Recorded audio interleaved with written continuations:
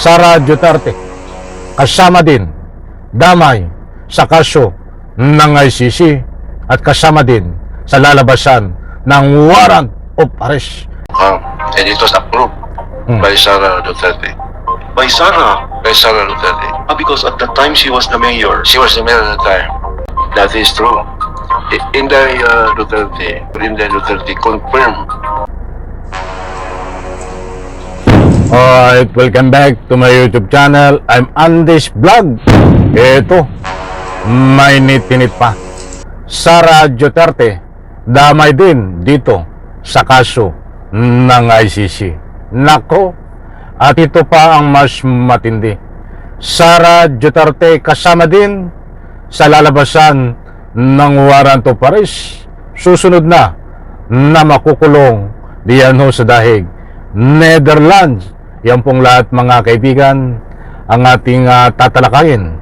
Pag-uusapan, bibigyan ko po kayo ng mga kaukulang resibo, katunayan, para nang sa ganon mayroon po tayong batayan. Isang like muna sa video na ito. Kung nagustuhan nyo po, paki-like lang po. Maraming salamat. At sa lahat ho ng hindi pa nakasubscribe sa aking maliit pa na YouTube channel, please subscribe. Maraming salamat po. Hindi naman po lingid sa inyong kalaman ng website ng ICC ay mayroon pa na siyam na lalabasan ng warrant of arrest nakasangkot ni Digong Duterte dito ho sa kaso ng crimes against humanity. At sino-sino po yon, mga kaibigan? Batang kabang-abang po mga kaibigan, ay sino pa ang susunod dito ho kay Digong na lalabasan ng warrant of arrest? Ito ba ay sabay-sabay itong siyam na ito para dakipin, hulihin ng ICC Interpol ng biglaan katulad ng nangyari ho kay Digong? Mas mabuti pa mga kaibigan, bibigyan ko po kayo na resibo na nag-uugnay sa pangalan na sangkot itong si Sara Duterte, kaya may usapin na mainit po na susunod po siya at damay para labasan ng warrant of arrest. Mga kaibigan, ito ho, unahan ko po kayo, hindi po ito fake news, kaya kapag mayroon po kayong pagkakataon, samahan niyo po ako, patapusin, panoorin, unawain ang vlog na ito. Ito po, nako, ba't ito ay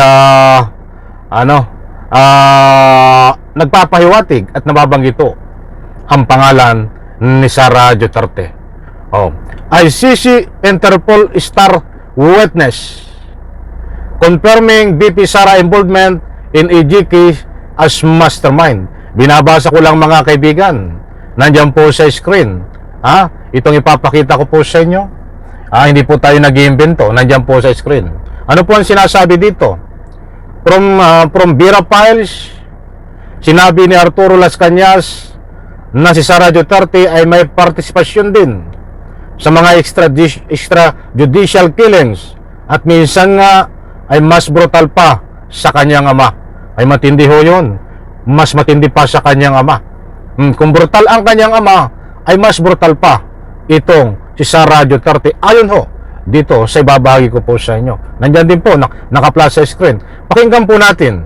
Naku ho, magtalagang patindi ng patindi ang matutuklasan nyo po dahil dito ho ay dawit si Sara Duterte. Ito po. When he started the operation to come, I was called by him about to come, and it was approved. I think one time you were tasked to deliver money Yeah, to the Bureau of Customs. to the Bureau of Customs, of course to Pulong, and to Bato de la Rosa. Every week. To Bato de la Rosa. Every week I deliver Bato de la Rosa 50,000 every week. This was when he was When he was the city director of Davao city City. police director. Okay. Yes. When he, no. When he started the operation. Mga kaibigan, puputulin ko lang sandali at pagkatapos po ay i-play natin ng mahaba. Iyan po si Arturo Las Cañas na ngayon ho ay siyang star witness ng ICC. Hawak ko ito ng ICC. Yung mga sinasabi niya po dito sa pinaparinig ko po sa inyo ay meron po siyang affidavit na ito ho ay nakasubmit diyan sa ICC na personal niya pong titistiguhan diyan po sa The Hague, Netherlands.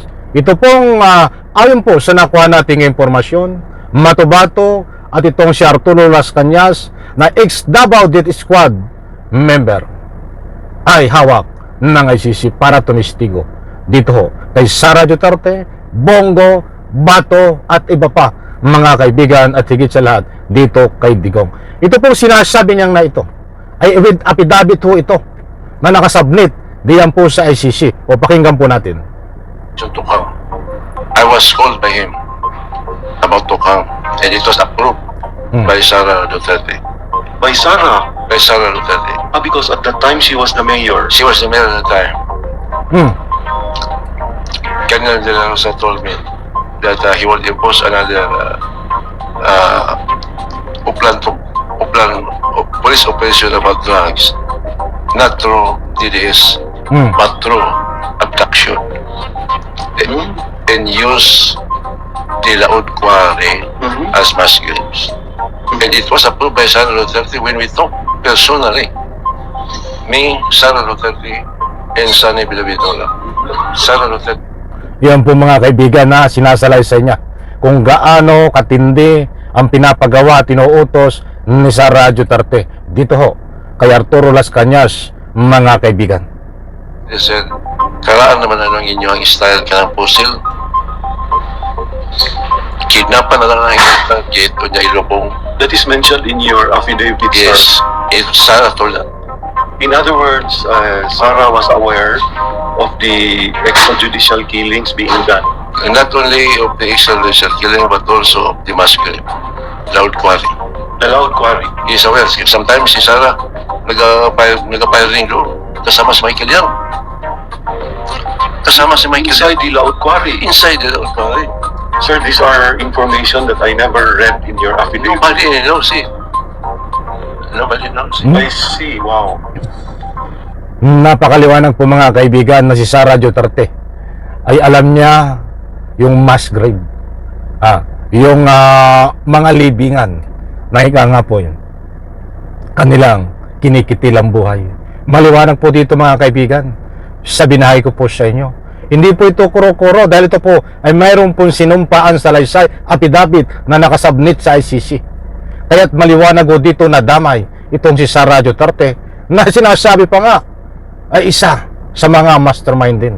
O, ito pa.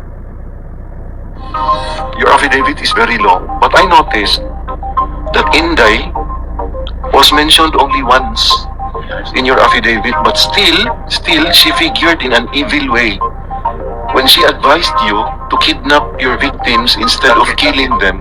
Target. Your target, instead of killing them. Yes, Can you tell us about that, sir? that is true.